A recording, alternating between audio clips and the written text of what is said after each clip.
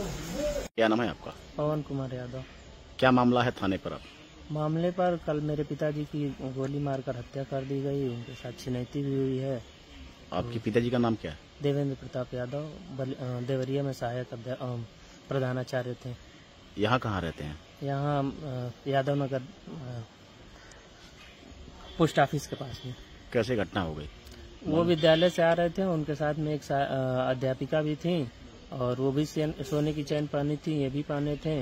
और जो सुनने में आया है, और वो लोग लूट के इरादे से आए, लूटे, उसके बाद विरोध किए पिताजी ने मेरे और निकाल के गोली मार दी उनके गले में। अच्छा, तो ये कह रहे कि लॉकेट दोनों के गले से गया है, दोनों लोग के? हाँ, मेरे पिताजी के गले से लॉकेट और हाथ से सोने की एक अंगूठी थी, वो छीने हैं, और वो अध्यापिका के गले से सोने की चैन छीने हैं। घटना कहाँ हुई थी? घटना शायद साहुनपुर है, कहीं पर वहीं पे हुई थी। जी। आपको जानकारी कैसे मिला? आप कहाँ रहते हैं?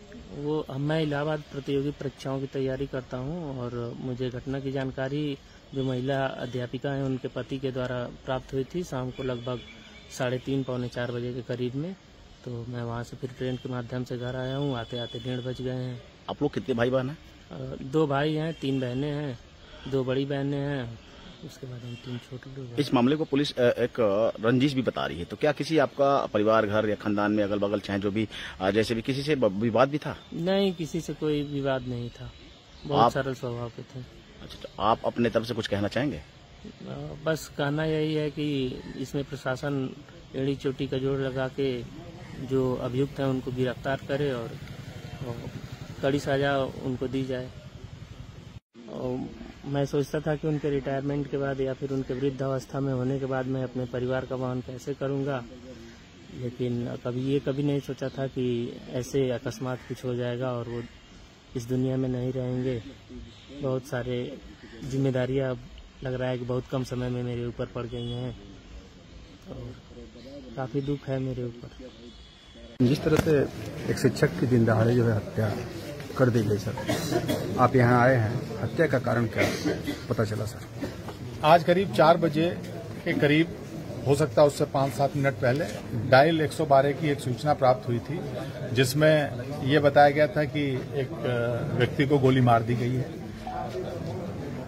इस सूचना पे तत्काल मजरूब को परिजन वहाँ निकलने वाले लोग जो हैं बलिया ले गए थे, पहले पीएससी ले गए थे, उसके बाद फिर उनकी गंभीर हालत को देखते हुए मऊ ले गए थे, वहाँ से रेफर ट्रॉमा सेंटर के लिए किया था, तो बनारस ले जा रहे थे, रास्ते में उनकी डेथ हो गई है। जो मृतक हैं वो शिक्षक हैं, जो देवरिया में लार में कंपोजिट स्कूल है, वहाँ पे प्रधानाध्यापक थे।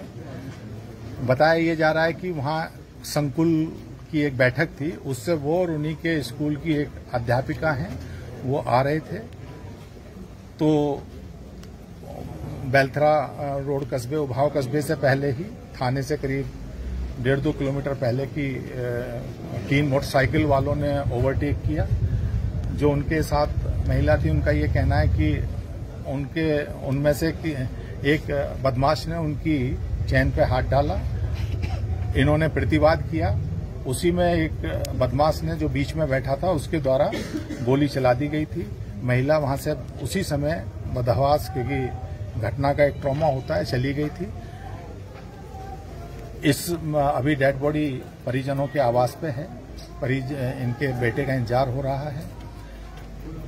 जैसे ही एफआईआर प्राप्त होती है, हमारी जो है करीब 4 टीमें इसमें लगी हुई हैं, और जो भी टेक्निकल, सीसीटीवी और मैनुअल, सारे तरीके से हम लोग कोशिश कर रहे हैं, और उम्मीद है जल्दी ही इस घटना का अनावरण करेंगे और जो अपराधी हैं उनके विरुद्ध कठोरतम कार्रवाई की जाएगी। सर, जिस तरह से परिजन बार बार कह रहे थे, आपसे भी कह रहे थे और भी सभी अधिकारियों से, कि घटना महज थाने से 1 किलोमीटर के अंदर हुई है, तो लोग ये मान रहे हैं कि कहीं न कहीं पुलिस की निष्क्रियता और गश्त की कमी रही है।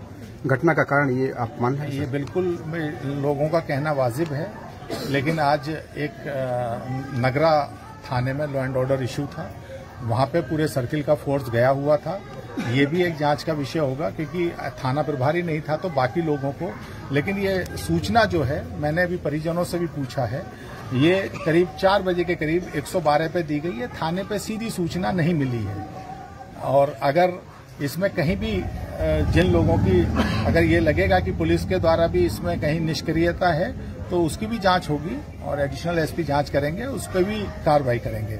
लेकिन पहला हमारा उद्देश्य है इस घटना का अनावरण होना और जो अपराधी हैं उनको गिरफ्तार करके उनके विरुद्ध कठोरतम कार्रवाई करना। सर, पुलिस ने अब तक क्या कार्रवाई की है सर इसमें? लगे हुए हैं पुलिस ने, अभी तक सब लोगों से बात चल रही है, आप भी यहाँ मौके पर उपस्थित हैं, परिजनों से बात हुई है, सभी लोग सहयोग कर रहे हैं। अब घर के 2 बेटे हैं, एक बता रहे हैं कोटा में रहता है, एक इलाहाबाद में अध्ययनरत है, वो आ रहे हैं इलाहाबाद वाले, उनका इंतजार है, स्वाभाविक है।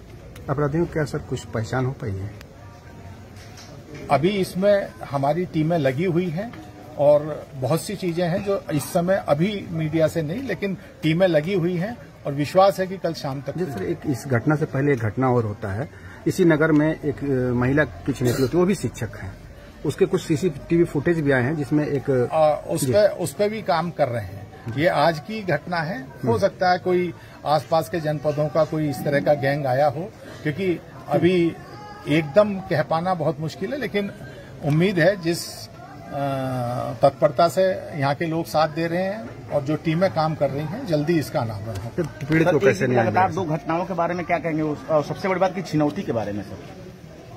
नहीं, क्या कहेंगे, घटना उस चुनौती को स्वीकार कर रहे हैं और उस पीड़ित घटना का परिवार को अनावरण कैसे करेंगे। जो है सर न्याय मिले और जल्द से जल्द अपराधी पकड़े जाएं, इसके लिए क्या व्यवस्था आप करने वाले हैं? कर तो रहे, बताया 4 टीम लगी हुई है। जी ठीक है, थैंक यू सर।